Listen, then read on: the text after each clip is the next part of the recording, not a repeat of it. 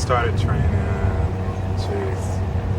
I remember I was like 13 years old, and I just had moved to Oakland to stay with my father, who was living in Oakland at the time, and guys down there were buff, as they call it, and I talked my father into buying me, you know, the infamous 110-pound cement weight set, and said, okay, if I clean the garage out, like, 'cause the garage hadn't been cleaned out in years, so I cleaned it all up, packed all the newspaper, and we took it down to a recycling company and got the money for it, and went down and bought my first weights, and that's when I first started training, just curls, a bunch of curls, that's it.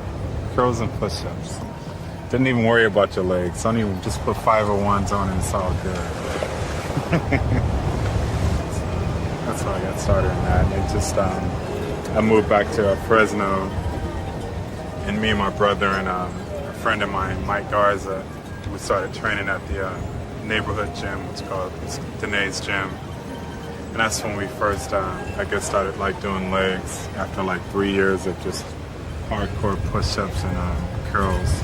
I think that's probably where my arms come from, just curling on one. We didn't even care about legs or calves. We didn't know nothing about them. Just put 501s. They were so famous back then. 501s to the Britannia, you know, shirt, your arms hanging out. That's about it. Wasn't thinking about competing or anything like that. And a few years later, when I was like 16, the gym owner and another friend, his name is Kevin, I can't think of his last name, had asked me, was I thinking about competing? I said no, you know, I wasn't really thinking about it. And I went to another gym, which was called, can't even think of the name of that gym either, but a guy named Joe, I think his name is Joe Jennings, had talked me into doing a contest and said, hey man, you know, you got great genetics and this, that, and other. And I'm like, genetics, what is that? You know, I thought I had to do something with my racial background. And I'm like, yeah, right, whatever. And he goes, well, you know, if you ever think about competing, you know, and stop running around BS, and I won't say what he really said, you know, look him up. And I just continued working out, and I met a hero of Fresno. His name is Jeff Lawson. He was like the big time bodybuilder. You know, he's the biggest name in Fresno at the time, and started training with him, entered a couple of shows, and, you know, I got my butt kicked. You know, like I think I probably said before, I went on stage in my underwear because I didn't know there was such thing as posing trunks. You know, I just thought they were colored reef, you know, and they just had some shiny ones that I didn't have, so I went up there in my little Speedos, and I got like 6th place, and it was like 7 guys, so I got my butt kicked. But it was fun. It was all fun. I just continued, and my big break was in when did I win to California? 89.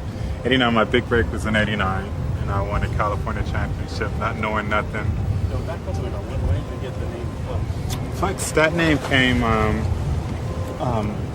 I was seeing a young lady, her name is Levita Stone, and her family started calling me Flex because, like I said, I'd always been training, and, you know, I was walking around like I was all big and everything, and they go, oh, you're a flex, so you just walk around flexing all the time, and the name just kind of stuck. You know, I didn't really like it at the time, and one of the promoters found out that my nickname was Flex, and he called me that as I walked out on stage, said next Flex wheel, and the crowd just went crazy.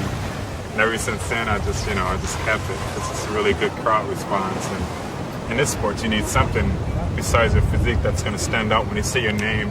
You know, it's synonymous with, you know, who they're talking about. You can't forget a word like Flex. Some guy walking around, can you believe the guy? It's a grown man walking around calling himself Flex.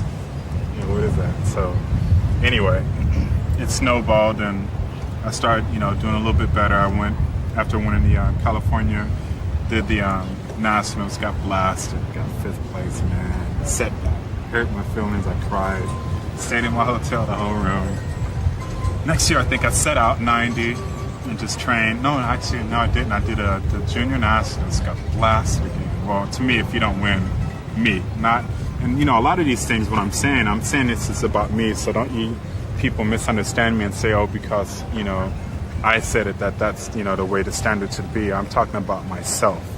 So me, I say I got blasted because I took 2nd at the Junior Nationals, and I was expecting to win, and I went and took 2nd to this Rothworth guy who was like carved out of stone. Once again, went to my hotel room crying.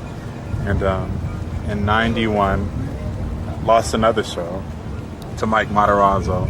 This time I didn't go. I didn't even make it back to my hotel room. I was crying outside the auditorium on the stairs, boo-hoo-hooing. And 92 was my next big break where I won the USA, and that set off everything for 93. My four pro victories and 3 perfect scores, and then at the end of the year, placing second in Olympia. So man, I thought everything was just like, wow, this is easy. 94, the infamous car accident, and 95, you know, I really got taught a lesson, because like the 4 shows that I won in 93 was really quite easy, I guess, because I was so focused and I trained so hard. It wasn't easy, but when you train really hard and you're really well prepared, things will come, you know, easy for you. So 95, I wasn't prepared as well as I should have been, and it was very difficult. I got called out a number of times